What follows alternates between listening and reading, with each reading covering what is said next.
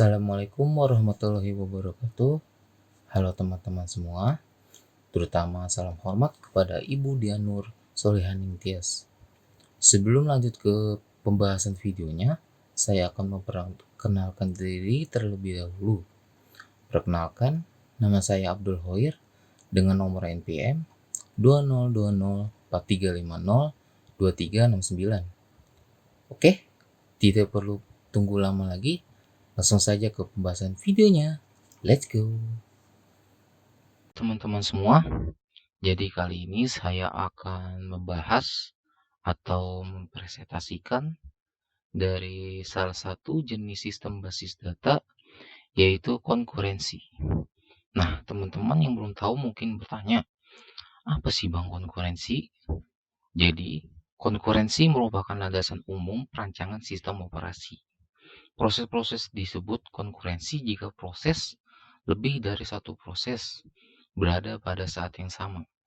Proses-proses yang mengalami konkuren dapat berdiri sendiri, independen, atau dapat saling berinteraksi, sehingga membutuhkan sinkronisasi atau koordinasi proses yang baik.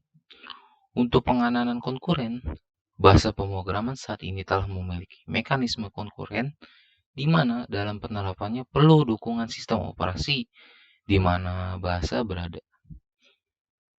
Nah, ini terdapat 3 masalah potensial yang disebabkan oleh konkurensi, yaitu pertama, masalah kehilangan modifikasi atau loss update problem. Sebuah transaksi menulis nilai kedua dari data item atau datum di atas nilai pertama yang ditulis oleh transaksi konkuren pertama. Dan nilai pertama hilang untuk transaksi lainnya berjalan bersamaan yang membutuhkan dengan prioritas mereka untuk membaca nilai pertama. Transaksi telah membaca akhir nilai yang salah dengan hasil yang salah. Oke, yang kedua, masalah modifikasi sementara atau uncommitted dependency problem. Transaksi membaca nilai yang ditulis oleh transaksi telah kemudian dibatalkan. Nilai ini menghilang dari database pada abort dan tidak seharusnya dibaca oleh setiap transaksi atau membaca kotor. Pembacaan transaksi diakhiri dengan hasil yang salah. Yang ketiga, masalah analisis yang tidak konsisten atau bisa disebut inconsistent analysis problem.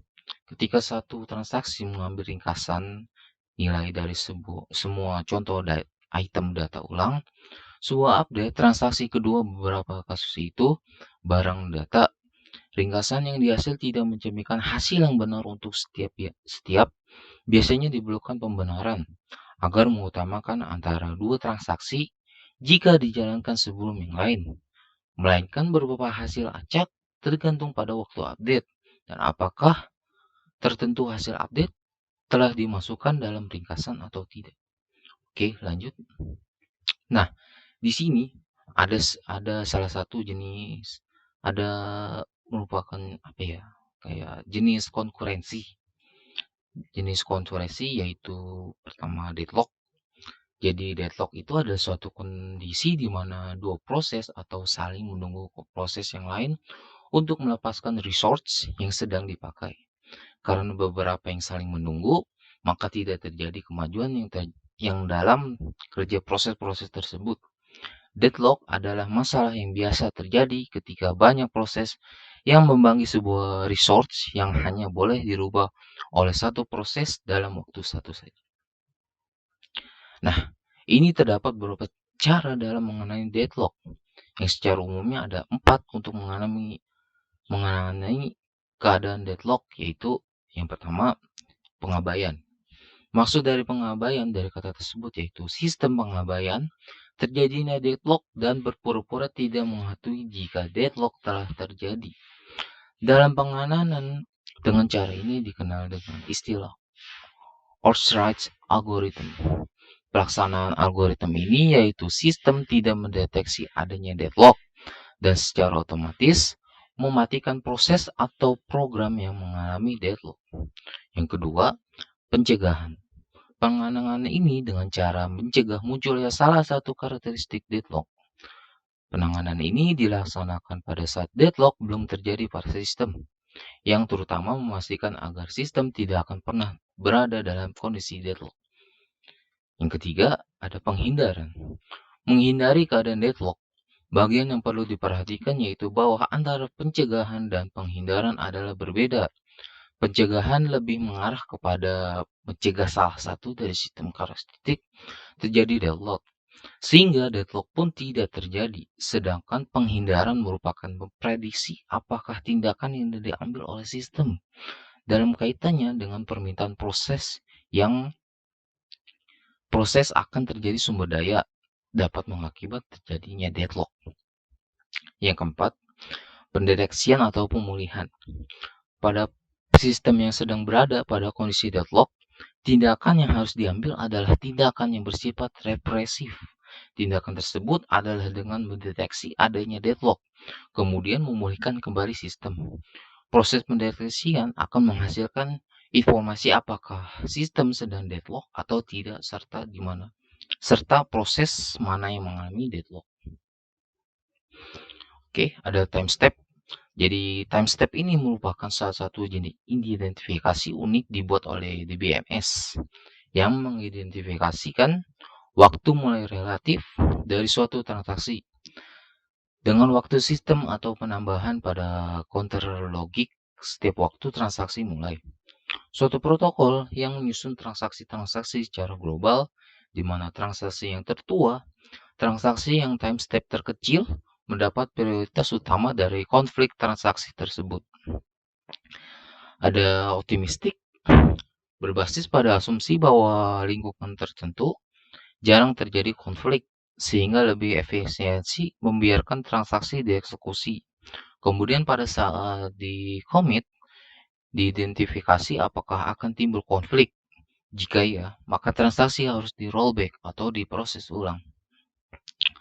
Ada recovery control. Recovery basis data merupakan suatu proses penyimpanan kembali basis data pada keadaan yang benar sebelum terjadi kegagalan atau failure. Nah, dalam konsep transaksi di database harus dipenuhi 4 sistem database agar integritas database tetap terjaga. Adapun keempat sifat tersebut adalah yang pertama, atomicity. Setiap transaksi harus dijamin untuk dapat sukses dalam melakukan aksinya. Atau jika gagal, maka tidak berpengaruh apapun terhadap database. Yang kedua, ada konsistensi. Setiap transaksi dalam sebuah aksi kombinasi secara logikal dari sebuah stage database yang konsisten ke stage yang lain setiap menjaga konsistenan data tersebut. Yang ketiga, ada isolation. Meskipun ada beberapa transaksi yang berlangsung bersamaan, masing-masing transaksi tidak boleh mengetahui transaksi lain yang sedang berlangsung. Hasil transaksi sementara harus disembunyikan dari hasil lain yang sedang berlangsung, atau bisa disebut level transaksi dapat diset. Yang keempat, ada durability. Setelah sebuah transaksi sukses dilakukan, perubahan-perubahan yang dibuat terhadap database bersifat permanen, bahkan jika terjadi kegagalan sistem sekalipun. Oke, sudah selesai. Oke, itu saja presentasi yang saya sampaikan. Kurang lebihnya mohon maaf. Semoga bermanfaat untuk teman-teman sekalian. Billahi taufiq wal hidayah. Wassalamualaikum warahmatullahi wabarakatuh. Salam Indonesia.